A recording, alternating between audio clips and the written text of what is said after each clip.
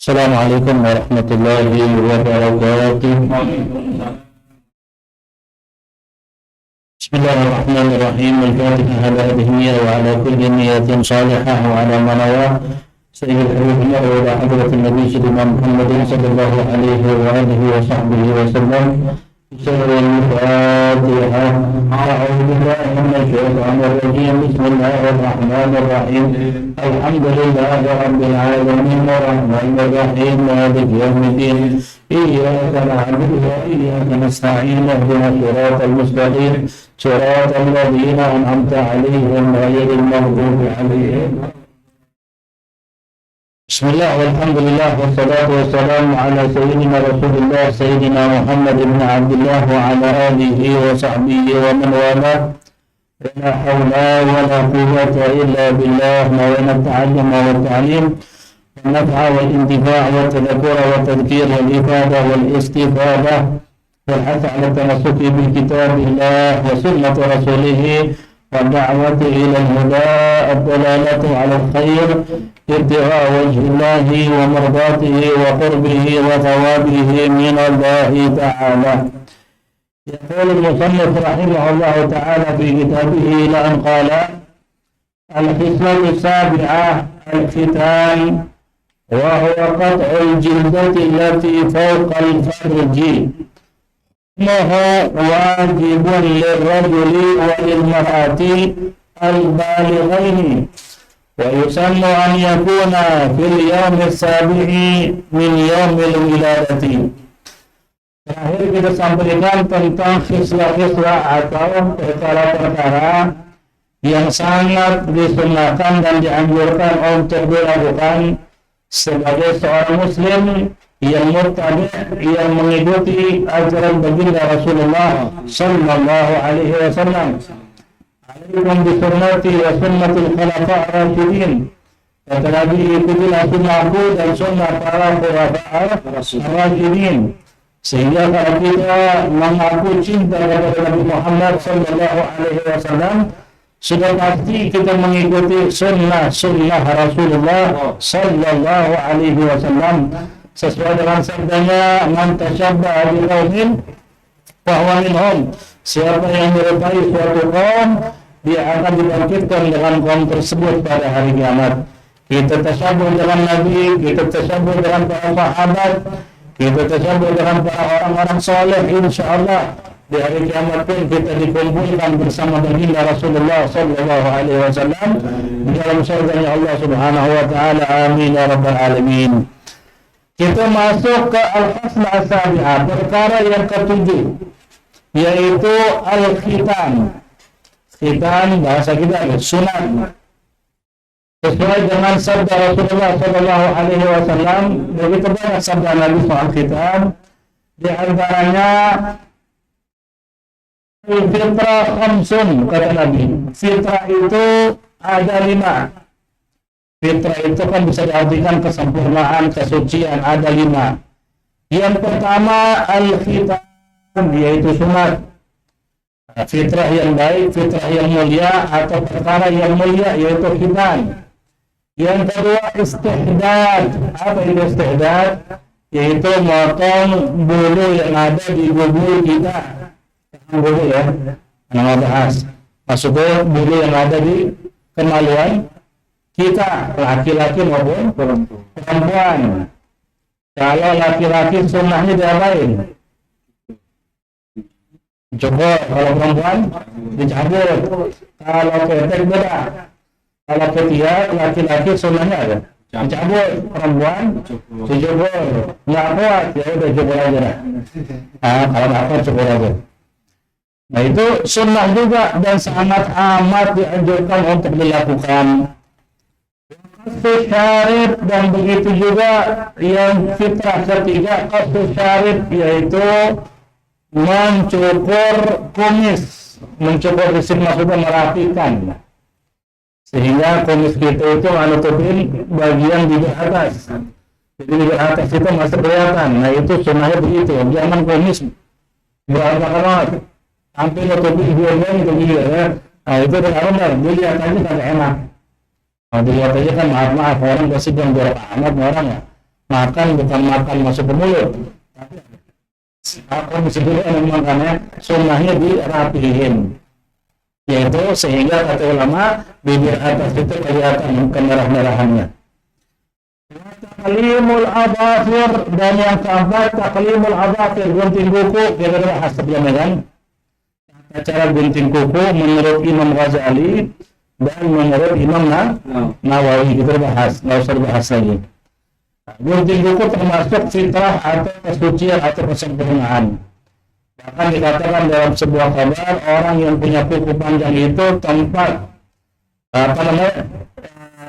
ibadah syaitan. Syaitan itu tinggal di situ, nginap di situ. Jadi itu menjadi tempat buat syaitan nginap kalau kuku kita ada. Ya. Kemudian wanatful ibti, yaitu mencukur bulu di ketiak atau dicabut, ya, bagi laki-laki dicabut. Ini salah satu hadis tentang khitan, dan masih banyak hadis Nabi tentang sunat atau khitan, dan kita diajarkan atau disampaikan, diberitahu oleh baginda Rasul Sallallahu Alaihi Wasallam. Orang yang pertama kali khitan itu adalah Nabi Ibrahim pada usia berapa? Sama Nina sana 80 tahun. Sesudah Nabi Ibrahim, para Rasul, para Nabi semuanya berkhitan. Maka di sini kita akan bahas soal khitan. Nah, adapun hukum khitan, hukum sunat, wajibun lirrajuli wa lil mar'atil balighaini, wajib bagi laki-laki maupun perempuan yang sudah balik. Sudah balik wajib, karena apa? Tidak boleh berbalik belum berkhitan. Ini pendapat siapa? Wajib laki-laki dan perempuan berkhitan. Itu pendapat Imam Syafi'i dan Imam Ahmad bin Hanbal. Ya. Jadi kalau ada yang nanya, khitan itu wajib nggak? Wajib. Bagi siapa? Laki maupun perempuan. Kata siapa? Kata Imam Syafi'i dan Imam Ahmad bin Hanbal. Dan ini pendapat yang mu'tamad dalam mazhab Syafi'i. Walaupun ada sebagian ulama Syafi'i yang bilang sunat bagi perempuan itu nggak wajib sunnah. Itu pendapat sebagian. Artinya pendapat paling kuat mazhab Syafi'i, laki perempuan sunat. Itu juga pendapat Imam Ahmad bin Hanbal. Wa amma indal Hanafiyah wal Malikiyah bahwa sunnah fi haqqihima. Adapun menurut Imam Abu Hanifah dan Imam Malik, sunat itu sunnah bagi laki-laki maupun perempuan. Jadi menurut Imam Malik dan Imam Abu Hanifah, sunat itu sunnah laki maupun perempuan. Makramah, hanya kemuliaan. Jadi kalau dia sunat itu lebih bagus, lebih mulia. Ini mazhab Maliki, mazhab Hanafi. Terus kita ngikutin yang mana? Kita ngikutin mazhab Syafi'i dan Ahmad bin Hanbal, dan hadis Nabi soal khitan banyak. Cuman timbul permasalahan soal khitan perempuan aja. Mazhab Syafi'i sepakat semuanya laki-laki wajib khitan. Perempuan pendapat paling kuat wajib khitan. Ada yang bilang ada wajib khitan. Ya perempuan ya. Kita lagi bahas mazhab Syafi'i dan mazhab yang lain. Mazhab Syafi'i pendapat al-mu'tamad khitan itu adalah wajib bagi laki-laki dan perempuan. Cuman ada ulama mazhab Syafi'i yang bilang sunnah bagi perempuan. Nah, dari kata sunnah ini, kenapa ada ulama bilang sunnah? Karena khawatir.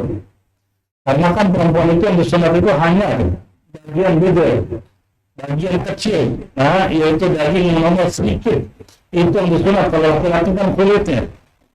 Sehingga kalau salah sunat perempuan itu akan membahayakan. Membahayakan apa? Membahayakan masa depannya. Jadi kalau seandainya bagian yang disunat perempuan itu berlebihan diambil, itu disebutnya istisal. Istisal itu artinya ngambil bagian lebih banyak dari bibir perempuan, dari bagian yang wajib disunat dari perempuan. Itu akan menyebabkan si perempuan yang ada hasrat, sehingga di kawin begitu mah biasa aja, bahkan mungkin males kawin, males nikah. Kenapa? Hasratnya hilang. Makanya disitulah terjadi perdebatan antara ulama soal perempuan. Makanya kan di Indonesia itu ada yang setuju, ada yang enggak, bahkan digalakin untuk tidak dikhitan. Di sini kan kita kembali lagi ke diri kita masing-masing. Kalau ngikutin Syafi'i wajib khitan selama itu perempuan sehat walafiat dan yang khitan dia adalah orang yang ahli, apalagi bidang itu tua, alangkah baiknya dia khitan. Karena itu pendapat al-mu'tamad. Si perempuannya lemah atau yang khitan nggak ada, bahkan dilarang, nggak ada masa khitan dia, ya udah masih ada pendapat yang bilang bahwa wajib. Cuman jaga ke perempuan, jangan sampai salah gaul. Makanya kan pendapat khitan itu ngurangin hasratnya perempuan yang berlebihan, tapi nggak ngurangin semuanya apa? Nggak seluruh hasrat si perempuan. Maka disitulah terjadi perbedaan pendapat antara ulama. Ana ulang. Khitan bagi laki-laki dan bagi perempuan wajib mazhab Syafi'i dan mazhab Imam Ahmad. Ini wajib. Al-mu'tamad, pendapat paling kuat. Cuman ada sebagian ulama Syafi'iyah yang bilang sunnah bagi perempuan khitan, sehingga kita bisa ambil tuh pendapat kalau perempuan lemah atau tidak ada orang yang bisa khitan, ya udah masih ada ulama yang bilang sunnah.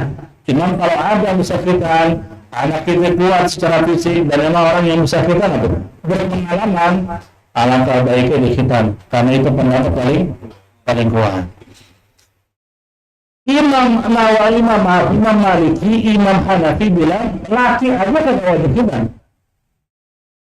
Jadi laki perempuan itu khitan, mazhab Maliki, mazhab Hanafi itu hanya sunnah, hati makramah, sangat mulia, tapi karena wajib. Bisa nggak kita ngambil mazhab Maliki, mazhab Hanafi bagi laki-laki yang nggak khitan? Bisa, tapi di sini. Bisa kita ambil mazhab Maliki, mazhab Hanafi, laki nggak khitan dalam kondisi darurat. Apa contoh darurat? Ini orang lemah secara fisik, dokter pun bilang orang kalau disunat mah berarti ya. Karena secara fisik nggak bisa, dokter lebih tahu keadaan dia. Itu nggak usah dikhitan. Atau ada orang masuk Islam, tapi maaf begitu dicek macam-macam penyakitnya, termasuk gulanya tinggi. Kalau di khitan yang ada beres ada, malah jadi apa? Jadi masalah besar. Sehingga di situ boleh kita ambil pendapat Imam Malik karena darurat. Timbul pertanyaan begini, laki-laki yang nggak khitan boleh nggak jadi imam? Perempuan nggak khitan boleh nggak jadi imam? Imam sholat boleh, nggak masalah kok, nggak ada hubungan dengan boleh nggak boleh. Itu masalah kewajiban khitan aja. Soal sholat tetap sah, nggak ada hubungannya dengan khitan maupun tidak khitannya. Sehingga nggak masalah lah bagi imam yang tidak ada khitan untuk menjadi imam. Cuman di sini saya bilang kita tetap mengikuti pendapat al-mu'tamad, laki masuk Islam khitan. Kenapa? Karena ada hadis Nabi. Karena hadis Nabi Rasulullah SAW bersabda, ketika ada orang masuk Islam, kata Nabi, tinggalkanlah tuh rambut kekufuran, rambut kekufuran tinggalin, nggak usah ada, dan ikhtatin dan sunat, begitu kata Nabi. Ada surat tuh, disuruh sunat, sehingga kata ulama berarti sunat apa? Wajib. Jadi antum kalau ditanya, boleh nggak laki-laki yang khitan? Itu bilang, lihat keadaannya. Kalau dia nggak kenapa-napa, sehat, wajib khitan. Nggak boleh kagak khitan. Oh, dia nggak sehat, apalagi mu'alafnya lanjut usia. Jadi 70-60 tahun. Baru apa? Baru masuk Islam. Sehingga dokter aja melihat fisiknya, melihat keadaannya. Ini orang nggak bisa disunat. Ya udah nggak usah disunat. Karena menurut Imam Malik, Imam Hanafi ada. Kagak wajib. Jadi simpel. Dari kesimpulannya apa? Kita bisa ngambil begini. Itu beda itu dua mazhab. Itu fokus dengan mazhab Syafi'i, mazhab Ahmad bin Hanbal. Khitan apa hukumnya? Wajib laki-laki maupun perempuan. Cuman ada ulama Syafi'i yang bilang kagak wajib bagi perempuan. Boleh jadi amalin? Boleh kalau dalam kondisi tadi. nggak ada yang bisa khitan, nggak ada yang mau, undang-undangnya seperti itu, ya udah mau nggak mau. Cuman kalau bisa dikhitan, ada yang nggak paham apa soal khitan perempuan, maka sebaiknya dikhitan. Mazhab Maliki, mazhab Hanafi, khitan itu tidak wajib bagi laki-laki maupun perempuan, nggak wajib, hanya makramah, artinya kemuliaan. Bagus untuk khitan, nggak khitan pun nggak apa-apa. Itu menurut Imam Malik, Imam Abu Hanifah. Bisa nggak pendapat Imam Malik, Imam Abu Hanifah ini kita pakai? Bisa dalam kondisi darurat. Apa darurat ya tadi? Orang masuk Islam lanjut usia, orang mau dikhitan tapi penyakit macam-macam di tubuhnya, sehingga kata dokter kalau dikhitan malah akan melebar kemana-mana masalahnya. Jadi bukan masalah tuh, bukan masalah khitannya doang, malah jadi timbul penyakit yang macam-macam, sehingga udah nggak usah dikhitan lah, nggak usah dikhitan lagi. Jadi masalah khitannya, paham ya masalah khitannya? Jadi kalau antum ditanya sama orang, khitan itu bagi perempuan wajib nggak? Mazhab Syafi'i, Ahmad bin Hanbal wajib. Cuman bisa kita mengikuti pendapat sebagian ulama Syafi'i yang bilang perempuan itu sunnah khitan jika keadaannya terpaksa. Cuman sekarang kan undang-undangnya ada, nggak boleh dikhitan perempuan. Cuma kalau ada bidan yang berani khitan, berani nanganin gitu untuk khitan, ya khitan. Nggak ada, atau khawatirin di bidan cuma dari coba-coba, jangan dah. Akhirnya nanti terjadi istisal. Apa itu istisal? Ngambil bagian lebih banyak dari apa yang seharusnya, sehingga perempuan hilang hasrat. Ini kan berarti kan pengaruh kepada masa depannya, sehingga jangan deh kalau buat orang coba-coba. Memang kalau yang berpengalaman silakan dikhitan, itu ya wajib. Nah, mazhab Maliki, mazhab Hanafi bilang enggak, laki maupun perempuan kan enggak wajib khitan. Makramah hanya kemuliaan. Cuman ini pendapat nggak bisa kita pakai kecuali dalam kondisi darurat saja. Kenapa? Hadis Nabi soal khitan banyak dan begitu ma'ruf dan masyhur tentang betapa ditekankan yang namanya khitan. Bahkan secara medis dibuktikan bahwa khitan itu sangat baik, khususnya bagi laki-laki. Kalau kita baca sejarah, nggak bisa kita nutupin keadaan yang sebenarnya. Kalau antum tanya sama teman antum punya teman Sani Nasrani, Kristen, tanya sama dia, Nabi Isa itu bagi mereka kan Yesus, itu khitan nggak? Pasti bilang khitan.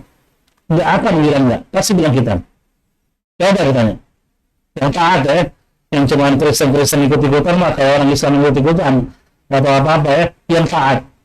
Nabi Isa, bagi kita kan Nabi Isa, bagi mereka kan disebut Yesus. Itu khitan nggak? Pasti bilang khitan. Nabi Isa makan babi nggak? Pasti bilang nggak. Apa aja? Nggak pernah terjadi Nabi Isa makan babi. Sehingga Nabi Isa ketika dituduh dibunuh dengan disalib, padahal kita yakin ada, diangkat ke langit. Nah itu jenazah yang disalib tadi dikafanin nggak? Pasti bilang dikafanin. Artinya yang paling mengikuti Nabi Isa siapa? Orang Islam. Karena Nabi Isa itu bawa agama Islam juga, cuman disempurnakan dengan adanya baginda Rasulullah. Orang Islam berkhitan, orang Islam nggak makan babi, orang Islam kalau meninggal dia kafanin. Begitulah yang terjadi kepada Nabi Isa. Walaupun soal meninggal kagak, itu yakini Al-Quran juga menyebutkan Nabi Isa itu diangkat ke langit hidup. Nanti di hari kiamat, sebelum kiamat, dia mendapatkan tugas untuk memurus Dajjal dengan membawa tombak dari langit. Itu tugas Nabi Isa. Imam Mahdi pun nggak akan mampu membunuh Dajjal. Yang mampu membunuh Dajjal hanya Nabi Isa. Nah, kemudian wa yusan an yakuna fil yawmi sabi' min yaumil wiladati. Nah, sunnahnya yang namanya khitan tadi itu pada hari ke-7 dari kelahiran. Jadi laki maupun perempuan itu sunnahnya itu sunat dikhitan pada hari ke-7-nya. Tapi kembali lagi kata ulama, lihat kondisinya. Kalau kondisinya kayaknya lemah, kelihatan juga uring-uringan nih bayi, ya nggak ada. Nggak bakal beres, lebih baik ditunda sampai dia Sampai kita tahu di usia dia mampu untuk dikhitan, ya umur 7-8 tahun. Itu kan pasti ada. Dia mampu untuk dikhitan. Nah, ditunda. Walaupun sebenarnya kalau ngikutin yang paling bagus hari ke 7. Cuman kalau nggak ada kemampuan, kata ulama, kelihatannya secara fisik lemah, kata ulama diundur. Sampai kapan? Sampai usia di mana kita yakin nih anak apa? Bisa untuk dikhitan. Nah. Qadruhu lirrajuli. Qadruhu lirrajuli. Arti qadruhu lirrajuli, ketika dikhitan itu kalau laki-laki apa yang dipotong? Jadi kata ulama kita,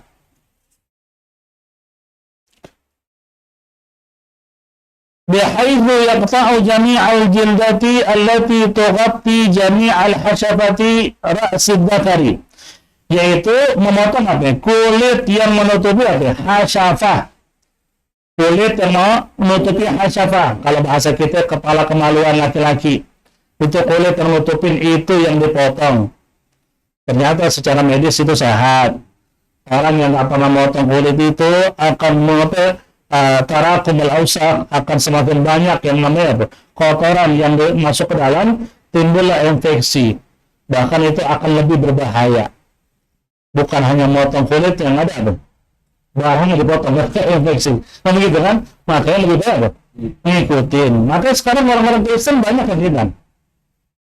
Walaupun banyak di antara mereka memang kagak, bagi mereka nggak wajib khitan. Padahal Nabi Isa sendiri khitan. Cuman sekarang mulai ikut-ikutan khitan.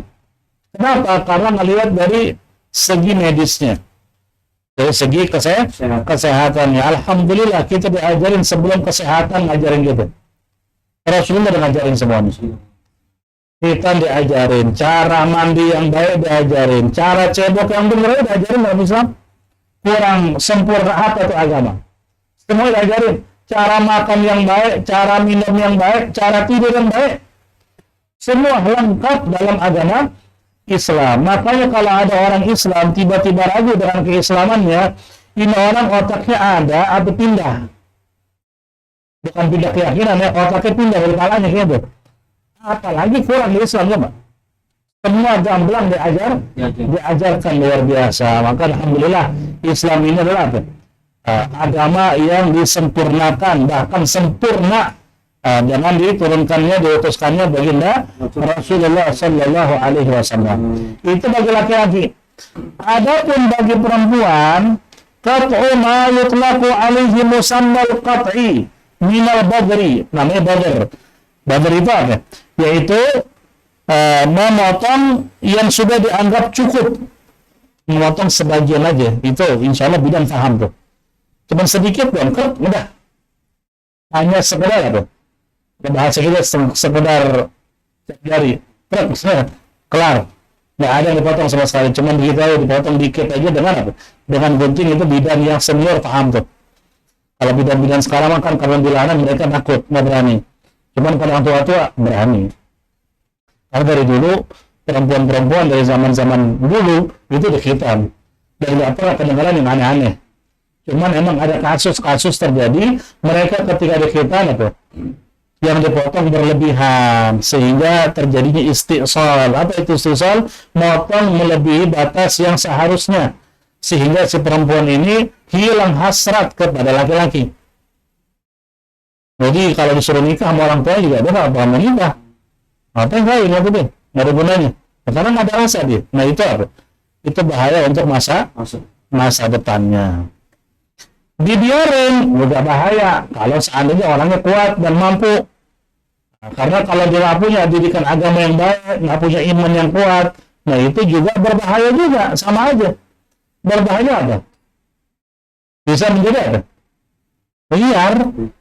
Karena nggak ada batasan yang dia pahami. Akidah nggak punya, agama nggak ada, iman nggak ada. Orang tua cuma ngajarin dunia aja. Di luar rusak ya udah. Maka di situ kita ngambil jalan tengahnya, dikhitan. Tapi lihat situasinya. Ada sebagian ulama-ulama Mesir bilang begini, kalau perempuan itu lihat iklim atau negara yang dia tinggal. Kalau negara-negara panas, dikhitan. Kalau negara yang dingin, kayak Rusia gitu, nggak dikhitan. Karena apa? cuaca itu berpengaruh juga kepada apa? Hasrat dan syahwat manusia, kata sebagian ulama. Bisa nggak kita ambil itu? Ya bisa kalau dalam kondisi darurat tadi. Baqiyatu khisalil fitrati, sisanya yang termasuk fitrah itu yang kita bahas tadi, qasu syaribi, yaitu tadi saya bilang merapikan apa? Kumis, sehingga apa namanya bibir atas kemerah-merahannya lihat kelihatan. Nah, ketutup dengan apa?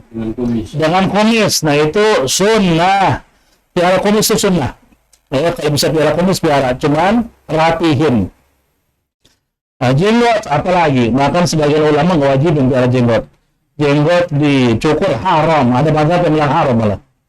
Sehingga piara lah jenggot, piara kumis, tapi dirapiin kan enak dilihat. Karena para nabi rasul itu apa? Berjenggot berkumis. Nabi Yusuf juga berjenggot berkumis. Karena itu sima'ur rijal. Tahu sima'ur rijal? Tanda wibawa laki-laki itu berjenggot berkumis. Itu laki-laki itu. Nah, kalau mulus semua kan repot. Kecuali emang mulusnya karena nggak bisa keluar, emang nggak bisa nunggu, beda, jangan dipaksa juga. Ambil yang palsu gitu pakai, beli di online nggak usah. Kalau bisa nunggu, jangan dicukur. Nggak bisa nunggu ya sudah. Ini ada orang bisa nunggu dicukur mulu, kakinya berbulu dicukur semua, tangan yang berbulu, ya jadi mulus banget. Perempuan Indonesia kalah sama dia mulusnya. Nah ini kan repot begini nih. Ini khawatir apa? Nanti menjadi apa? Menjadi kalau bahasa orang Hadramut itu khuaini, belok. Dia kagak belok, belok kan kalau kata Hadramut, orang Hadramut itu khuaini, agak melambai gitu dah. Makanya kan harusnya tuh udah piara, yang penting rapi. Karena hak prihatin kalau untuk piara jenggot kumis dirapiin, bini juga senang. Cuma kalau acak-acakan memang ya jangankan bini, laki-laki kan juga enak. Orang acak-acak banget ya. Apalagi istrinya sendiri ya. Itu sunnah. Nah, mulailah kita piara jenggot kumis, muncullah uban macam-macam. Sunnah dimerahin. Acak apa tuh? Itu mulai berubah nih. Kumis sama jenggot, merahin aja. Sunnah. Nggak haram. Ya Habib Umar, kita punya guru, lihat gak? Jenggotnya, merah. Dan banyak ulama-ulama di Hadramut itu, jenggot itu dimerahin dengan henna. Terus sekarang kan banyak pendapat warna-warna rambut tuh, yang merah, yang macam-macam. Wah, harusnya merah, jangan ungu. Jenggot diangin, kenapa lo ungu? Bukan itu kan bukan hitam, itu kayak aneh lihat tuh. Nah, sekarang alhamdulillah warna rambut sudah ada label halal dari MUI. Artinya apa? Insya Allah apa? Halal untuk digunakan. Apakah air masuk ke dalam bagian rambut atau bulu yang diwarnai? Masuk. Nggak masalah kok. Yang disebut kalau masuk itu kalau pewarnanya masih ada. Pewarna masih ada itu belum bersihin. Nah, baru diwarnain kan masih ada tuh. Itu langsung main wudhu. Nah, nggak boleh. Masih nggak nyampe. Kalau udah dibersihin, ya udah nggak masalah udah. Oke, perempuan itu mewarnai rambut boleh nggak? Boleh atas izin suaminya. Istri bilang kepada suaminya, bang, saya mau ke salon, mau ngapain?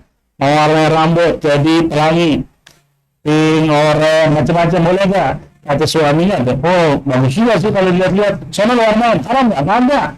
Suami yang nyuruh. Jangankan warna-warni, warna hitam aja kan haram. Bagi laki-laki maupun perempuan.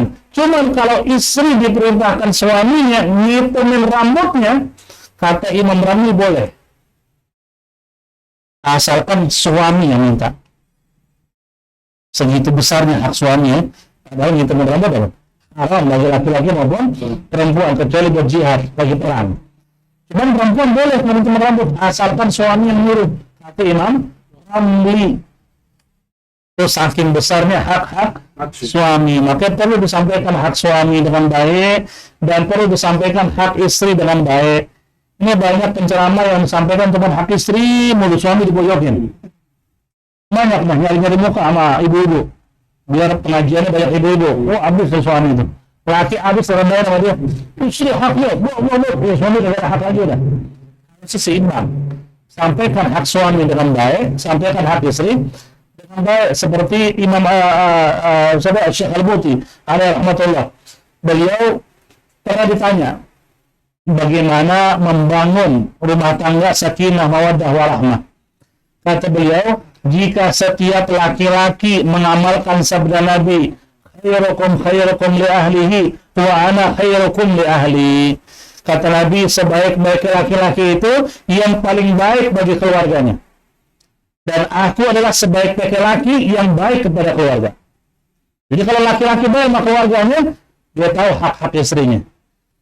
Sebaliknya kata ya Syekh Al-Bukhari, dan jikalau perempuan mengamalkan sabda Nabi, di mana kata Nabi, jikalau sujud kepada selain Allah itu diperbolehkan, nah saya perintahkan setiap istri sujud ke suaminya.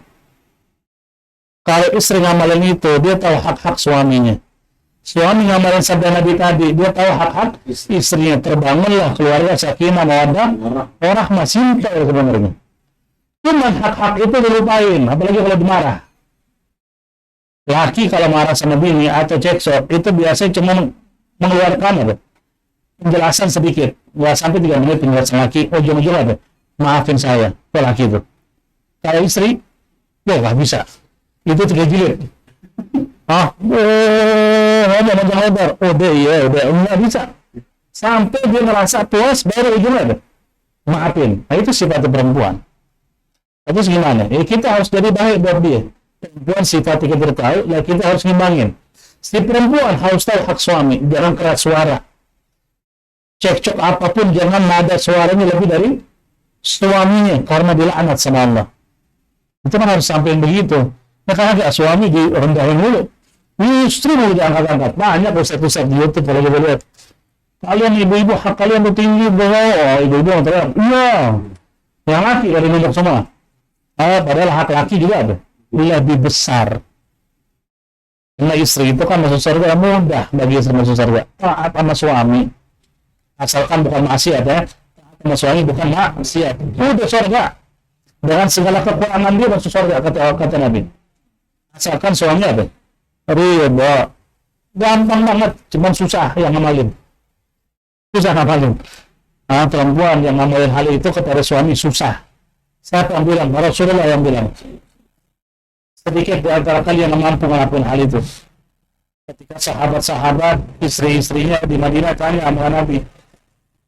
Jadi laki-laki kan anak. Pahala jihad dapat, pahala sholat Jumat dapat, pahala macam-macam laki mah banyak karena kegiatan laki di luar, sehingga kita perempuan ini kan sedikit pahalanya Rasulullah. Kata perempuan di Madinah, kata Nabi tidak. Kalian taat sama suami kalian itu ngalahin seluruh kebaikan suami. Suami jihad di jalan Allah, sholat Jumatnya diterima, sedekahnya diterima. Kalian taat sama suami ngalahin semuanya. Cuman kata Nabi ada sedikit di antara kalian yang mampu. Zaman Nabi ya, apalagi apa? Zaman gitu. Artinya punya bini begitu mah. Ingat aja sabda Nabi itu. Istri sahabat tadi begitu. Apalagi istri gitu. Itu kurang lebih aja dah. Para sulit zaman sekarang mencari apa? Orang yang kita inginkan sesuai dengan apa? Keinginan kita nggak ada. Emang hidup itu harus ada apa? Ya semua boleh. Manusia seperti listrik aja. Kalau semua bisa ada. Bisa bahaya. Maka ada minus ada plusnya. Nah, kemudian wa ghaslul barajimi, dan di antara sunnah juga ghaslul barajim, mencuci barajim. Apa itu barajim? Lakukan jari nih. Lakukan jari nih. Bagian luar ini namanya barajim. Ini sering-sering dibersihin. Khususnya bagi orang yang kerjanya itu apa? Kerja kasar. Apa namanya? Kuli bangunan, kerja di bengkel. Biasanya kan itu kan macam-macam tuh yang ada di sini nih. Tanpa kita sadari sebenarnya kan, kalau ini macam-macam tuh. Ada oli lah, ada bekas semen lah, makanya sering-sering dibersihin. Khususnya kalau menjelang mau ngambil wudhu. Semua ambil wudhu bersihinnya dulu, nah begini-gini, gosok-gosok ngambil air. Gini, sela-sela juga. Ini sunnah. Supaya apa? Supaya kita yakin nggak ada yang tertutup dengan benda apapun, dengan zat apapun, sehingga kita wudhu maupun mandi yakin seluruh anggota badan kita kena air. Ini sunnah nih, ini barajim namanya. Itu sering-sering dibersihin bagi orang yang kerja kerja kasar atau kerja yang ya mungkin lebih sering megang apa? Sesuatu yang melekat dia apa? Di tangan-tangannya. Kemudian wa yukrahul qaza, dan makruh hukumnya qaza. Apa itu qaza? Halqu ba'di sya'ri rasi wa tarku ba'dihi, mencukur sebagian rambut kepala, sebagian kagak dicukur, itu disebut qaza. Wa yukrahul qaza tanazzuhan akhdhu min jawanabi anfaqatin wa lihiyatin wa syaribi, itu dikatakan dalam Sahih Zubair. Nah, ini bagaimana maksud makruh? Bukan kasru. Waktu itu artinya habisin, dicukur habis sampai apa? Sampai apa namanya? Sampai rata bagian samping-samping, atasnya banyak rambut. Nah, itu nggak boleh. Nah, sekarang yang biasa orang awam lakuin, di sini ditipisin, sini banyak, termasuk gaza nggak? Katanya seorang ulama Al Azhar nggak? Karena gaza itu dicukur habis, halak itu dicukur habis, dicukur sebagian disebut apa? Sir, mengurangi doang. Halak apa? Ngabisin, kiri kanan dihabisin. Sini ada rambut. Nah, itu apa? Itu makruh. Atau bagian sini dihabisin. Sini ada rambut. Ini banyak kayak perempuan akhir zaman nih. Saya tomboy. Di sini dihabisin, di sini ada. Dia apa? Rambutnya diginiin. Apa itu? Termasuk Gaza nggak? Gaza. Kenapa? Itu tersebut dengan orang Yahudi. Orang Yahudi biasa begitu. Kalau mengikuti sunnah Nabi mah piara rambut. Rambut piara dipanjang. Sambil nutupin kuping maksimal sampai apa? Sunnah. Nah, cuman kan banyak orang ngangguin rambut bukan ngikutin sunnah, ngikutin penyanyi, ngikutin pemain bola. Nah, repot kalau begini, wah ini nama-nama lu ini ya, teh. Nah, itu makruh. Kenapa? Karena di zaman Nabi ada anak bayi, rambut itu begitu sama orang tuanya. Di sini apa? Dibotakin, di sini dibotakin, di sini dibotakin. Jadi apa? Rambut itu kayak kebun yang kena kebakaran. Nah, dia pas lihat aneh, ini kenapa anak begini nih? Kata orang tuanya, Rasulullah, biar anak kita nggak kena mata. Di dalam ngabuhi kan, melihat biar amat anak ini menjadi kena mata. Kata Nabi nggak begitu juga. Mau cukur ya, cukur habisin semua, atau biarin semua. Dari situ kata ulama, makruh gaza, yaitu menghabiskan sebagian dan sebagian dia dibiarkan. Adapun scan-nya, mau scan ya, kan masya Allah scan di sini. Ada scan di sini, masya Allah banyak ya. Anak-anak muda kita mengikuti pemain bola. Tapi juga kagak. Maka pas-pasan pemain bola kan orang bule, mancung, mau scan semuanya juga mukanya. Pantas aja. Ini muka pas-pasan kayak ketoprak, tapi scan lagi. Apa yang akan kita lihat itu? Apa hukumnya scan itu? Tasyabuh. Kalau niat nyerupain orang kafir, dia tasyabuh dengan orang kafir. Kalau niatnya enggak, gue nggak niat tasyabuh, cuman begitu aja biar rapi, biar gampang disisir, seandainya begitu. Scan sampingnya, kembali kepada niatnya. Cuman paling banyak orang scan itu tasyabuh. Pemain bola ini scannya begini, ngikut. Kenapa begitu? Kayak pemain bola klub ini. Itu nggak bisa jadi jati diri sendiri gitu. Karena lagunya tuh Kun Anta. Coba tuh lagu. Apa maksud Kun Anta? Jadi diri ente, nggak usah merupakan orang lain. Jadi diri ente, kenapa sih? Malu dengan jati diri. Itu pemain bola, dia nggak rasa jati diri begitu, malah orang ngikutin. Harusnya ente punya jati diri sebagai muslim. Ngikutin ajaran Nabi, bukan ngikutin orang kafir. Kemudian hukmu halqil lihyati, kita habisin sekalian masalah sunnahnya. Apa hukum menghabiskan atau mencukur jenggot? Nah, kita bahas. Karena di YouTube ada yang teriak-teriak haram aja udah, nggak bisa lagi menyampaikan pendapat ulama yang lain. Apa hukum cukur jenggot? Haram. Waduh. Kalau haram kan neraka ya. Orang punya jenggot dicukur, masuk neraka. Kalau ngikutin pendapat mereka yang di YouTube. Ini masalah sekarang, maaf ya, kitab suci yang kedua itu YouTube sekarang. Jadi apa yang di YouTube orang percaya aja nih. Itu ngomong apa di YouTube yang percaya banyak.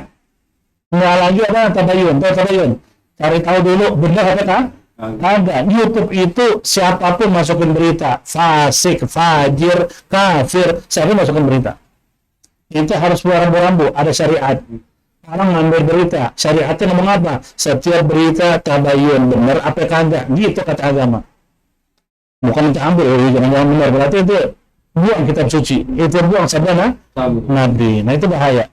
Jadikan kitab suci dan sabda Nabi sebagai tolak ukur kita dalam hidup, bukan pendapat orang lain. Nah di sini kata ulama, hukmu halqil lihyati, hukum mencukur jenggot, masal Imam Syafi'i fi kitabih ala tahrim. Jadi kalau menurut Imam Syafi'i sendiri ya, dalam kitab haram cukur jenggot. Menurut Imam Syafi'i dalam kitab kitab beliau itu ya. Cuman ulama Syafi'i ya yang menjadi rujukan dalam mazhab Syafi'i dan menjadi panutan kita untuk memahami mazhab Syafi'i, yaitu Al-Imam An-Nawawi. Imam Nawawi ini adalah rujukan kita untuk memahami tentang apa itu mazhab Syafi'i. Udah, paling pakarnya akhir itu apa? Bukan pakar ya, yang paling merangkum seluruh pendapat Imam Syafi'i, yaitu Imam Nawawi. Dan Imam Ar-Rafi'i, dua-dua imam ini bilang makruh.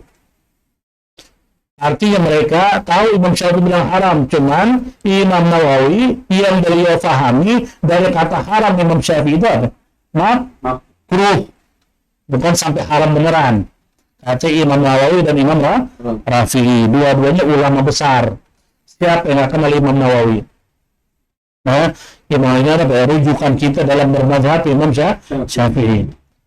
Wa huwa mu'tamadun Syekhul Islam Zakaria, dan itu juga pendapat yang kuat dan menurut Imam Zakaria Al-Ansari, Syekhul Islam Zakaria Al-Ansari. Dan juga Imam Ibnu Hajar, Imam Ramli, Imam Al-Khatib, semua punya pendapat yang sama, makruh. Imam Nawawi bilang makruh, Imam Rafi'i bilang makruh, Imam Syekhul Islam Zakaria Al-Ansari bilang makruh, Imam Ibnu Hajar bilang makruh, Imam Ramli bilang makruh. Imam Ibnu Hajar siapa tak kenal? Imam Ibnu Hajar Al-Haytami. Ini hampir seluruh pondok di Nusantara pasti baca kitab beliau, Imam Ibnu Hajar Al-Haytami. Beliau juga bilang makruh. Ini semua pendapat disebutkan dalam kitab I'anatul Talibin. Mazhab Ahmad haram. Ya, makanya orang-orang saudara kita dari kalangan Wahabi Salafi, mereka pekah dengan kata haram kalau nyukur jenggot, karena itu pendapat Imam Ahmad. Tapi kan harusnya dijelasin sama dia. Kami mengikuti pendapat Imam Ahmad bin Hanbal, haram. Adapun yang bilang makruh, mereka juga punya argumen. Kita harus hargain argumen mereka. Cuman kita yang ngikutin ajaran kita harus pelihara jenggot, dipotong haram. Makanya begitu ya. Dia ada di YouTube semua orang dengar apa hukum Ustadz, apa hukum cukur jenggot, haram. Langsung haram aja. Nggak lagi menyampaikan pendapat ulama yang lain. Islam itu adalah ada hukum, hukum menjadi hukum asal, artinya hukum yang nggak bisa ada tawar menawarnya. Ini adalah usuluddin, asal agama Islam itu nggak ada khilaf ulama. Sholat, puasa, zakat, haji sepakat. Nggak ada mazhab bilang puasa, sholat sunnah, nggak ada. Ini sepakat. Dalam mengerjakan sholat ada perbedaan pendapat. Ada yang bismillah, ada kagak. Ada yang khubur, ada kagak. Ini masalah pelaksanaannya. Cuman sholatnya sepakat semua. Itu namanya usuluddin. Nah, masalah kerjaan sholat itu furu'iyah, cabang dalam melaksanakan agama. Ada yang bismillah, ada kagak. Ada yang khubur, ada kagak. Nah, itu aja perbedaannya di situ. Masalah jenggot juga termasuk furu'iyah, bukan asal agama Islam, sehingga terjadi perbedaan pendapat. Ada yang bilang wajib dipelihara, ada yang bilang haram dicukur, ada yang bilang makruh dicukur. Nah, itulah pendapat ulama, mereka masing-masing punya dalil. Jadi kita harus hargai pendapat ulama yang lain. Ulama bijak itu begitu. Jangan paksakan dengan pendapat kita sendiri. Kita dia bilang soal kitab. Kalau anda mau paksain, Imam Syafi'i bilang wajib. Wajib. Ya kalau nggak bisa di sini larang, wajib tetap aja lo cari bidan. Anda nggak ngomong begitu. Lihat situasi juga. Kalau emang bisa dikhitan, ada ahlinya khitan untuk perempuan. Nggak bisa, ya udah kita pakai pendapat ulama Syafi'i yang bilang kagak wajib karena terpaksa. Mana gitu ya? Sebenarnya Islam ini simpel. Cuma ada orang gurut, sering Islam itu kayak gitu. baku begitu deh, nggak bisa tawar-menawar, nggak bisa begitu. Sedangkan Nabi juga ngajarin, Islam itu nggak baku. Sebenarnya Abu Bakar Siddiq datang ke rumah Nabi. Nabi lagi rebahan. Siti Aisyah ada jariyat, budak-budak wanita lagi apa? Main musik, rabana dan lain sebagainya, mengeluarkan syair-syair. Abu Bakar Siddiq datang, Siti Aisyah kan anaknya, dia boleh datang apa aja kan, nggak ada namanya apa, takut bukan mahram, anak ya kan. Abu Bakar Siddiq datang, langsung teriak di rumah Nabi. Amizmaru syaitan fi baiti Rasulullah. Kok ada suling-suling setan di rumah Nabi? Nabi bakal ada. Kata Nabi, biarkan wahai Abu Bakar, ini hari raya. Arti Nabi gimana? Nabi itu nggak kaku. Kayak orang sekarang yang paling sunnah, kaku aman. Nabi nggak kaku. Banyak hal yang Nabi biarkan. Siti Aisyah melihatnya orang Habasyah, Ethiopia.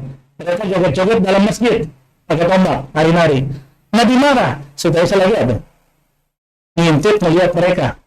Nabi nggak marah, malah dibicarain sama Nabi dari belakang, ditutup matanya. Ngapain lo? Kalau bahasa kita begitu. Nah, ngeliat ini ya Rasulullah. Malah Nabi dikasih pundak ya.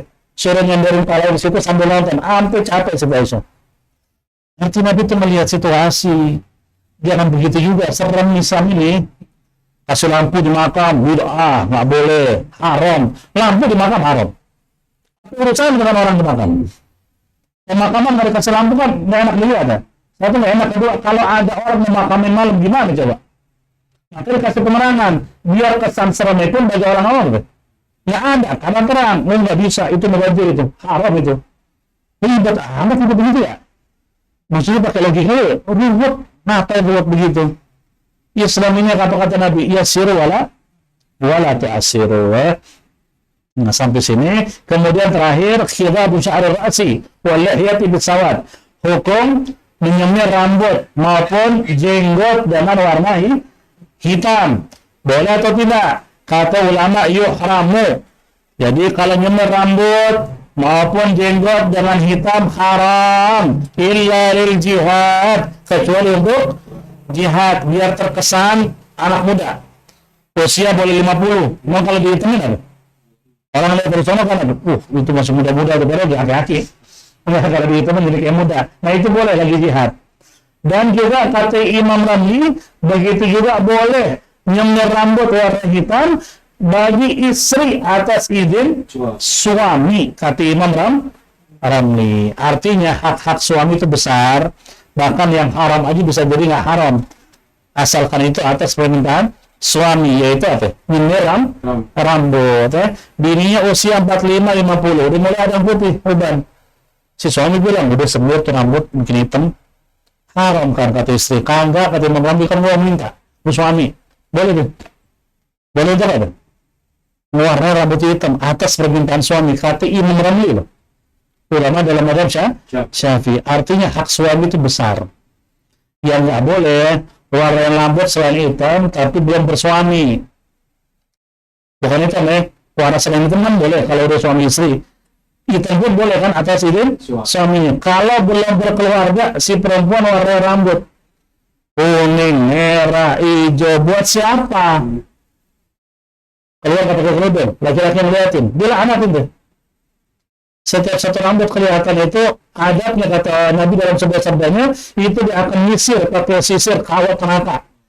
Kepalanya disisir, yang netes dari kepalanya nanah. Ini jangan macam-macam dah.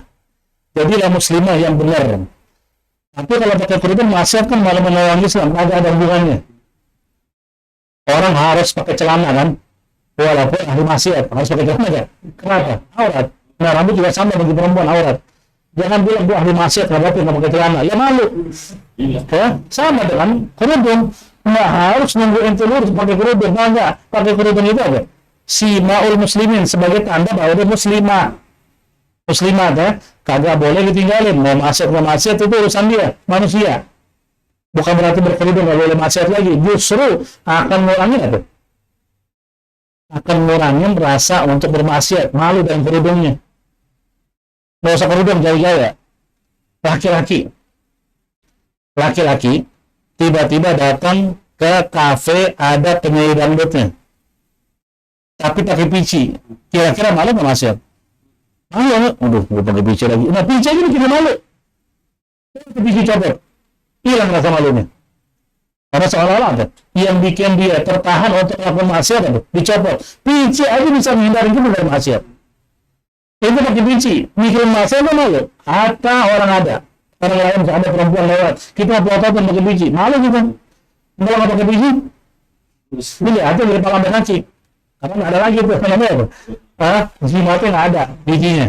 Nah, sama dalam kerudung. Siapa tahu mengurangi keinginan untuk bermaksiat. Sampai sini, insya Allah berikutnya kita masuk pembahasan soal wudu, tata cara berwudu sesuai dengan ajaran Rasulullah Sallallahu Alaihi Wasallam. Wallahu a'lam bishawab. Ada pertanyaan? Fadhal, silakan. 3 aja tapi ya, jangan banyak-banyak.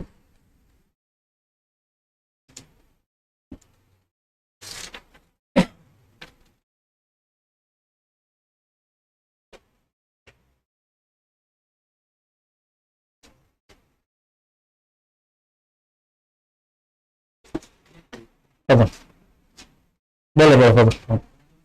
Assalamualaikum.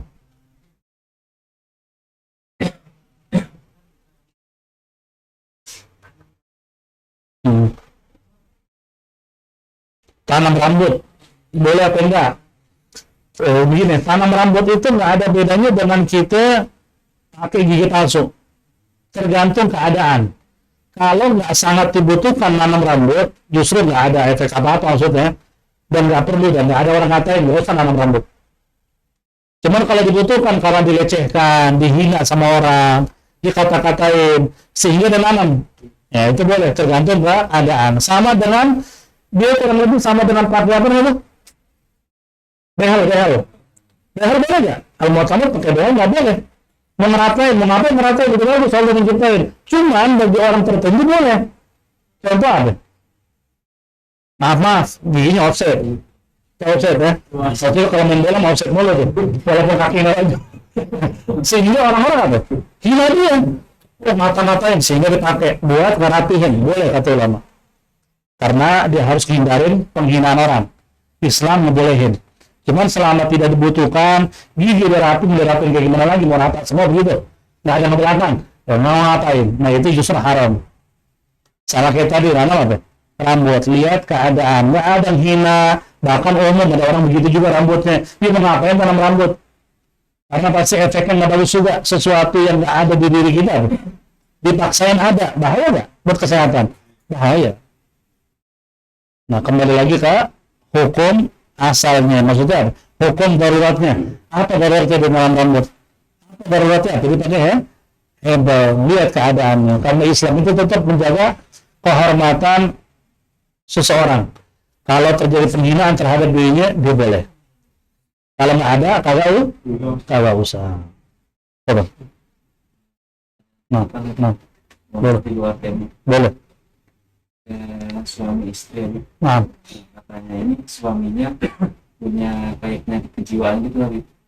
Ya, teman itu berlaku keras KDRT kepada istrinya sehingga istrinya itu sampai fisiknya itu terganggu, sampai kurus.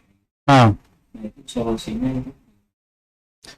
Ada seorang suami itu dia punya kelainan kejiwaan. Dokter dibilang memang apa prerogatif sendiri. Ya, anggap mungkin kalau benar dan si istri selalu dianiaya, boleh nggak dia itu, ya bagaimana sih intinya, boleh nggak dia itu minta cerai ke pengadilan? Kalau sudah terjadi penganiayaan dan nggak pernah taubatnya laki, malah sering menganiaya istrinya sampai terganggu juga kejiwaannya istri, haram untuk dipertahankan. Nggak bisa dipertahankan lagi. Lah kesian bisa mati begini, digebukin dulu. Sehingga kalau dia ngajuin perceraian ke pengadilan berhak. Karena Islam nggak pernah ngajarin boleh mukul istri. Lihat tahapan kalau istri durhaka sama suami. Apa tahapannya? Yang pertama nasihatin.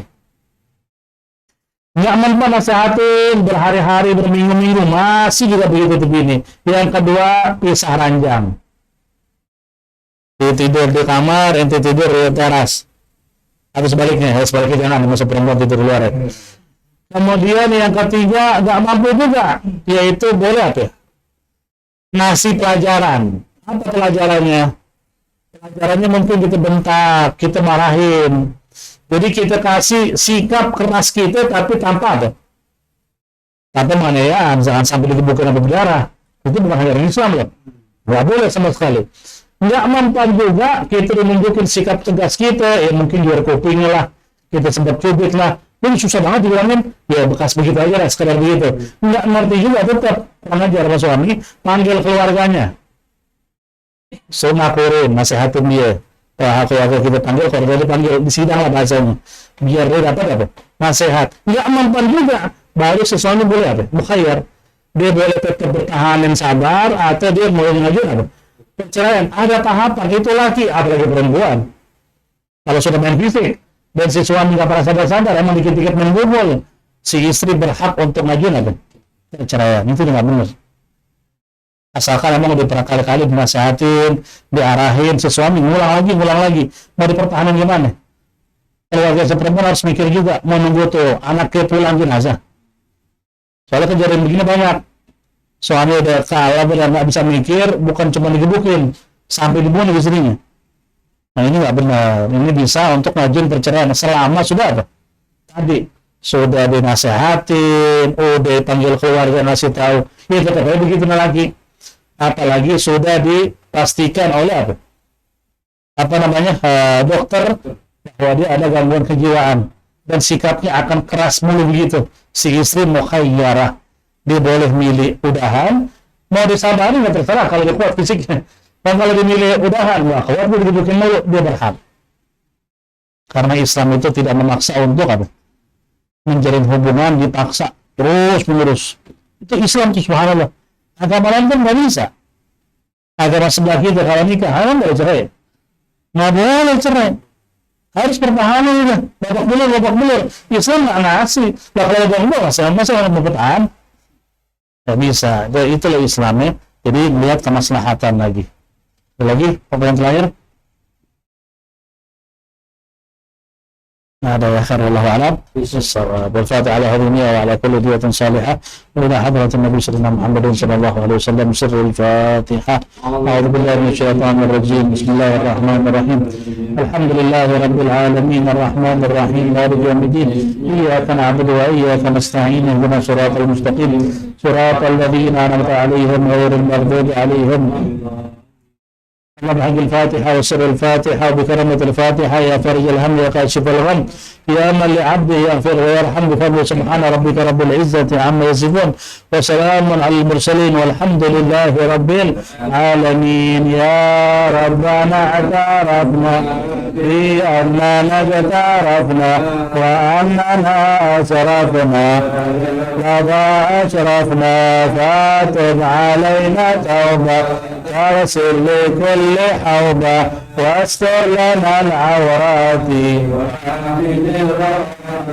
واغفر لوالدينا ربي ومولودينا والأهل والإخوان وسائر الخلان وكل ذي محبها وجيرتنا والمسلمين أجمعين يا ربي أسمع فضلا وجودا منا لا باكتساب منا بالمصطفى الرسول أحباب كل سول صلى وسلم ربي عليه عبد العبد وآله وصحبه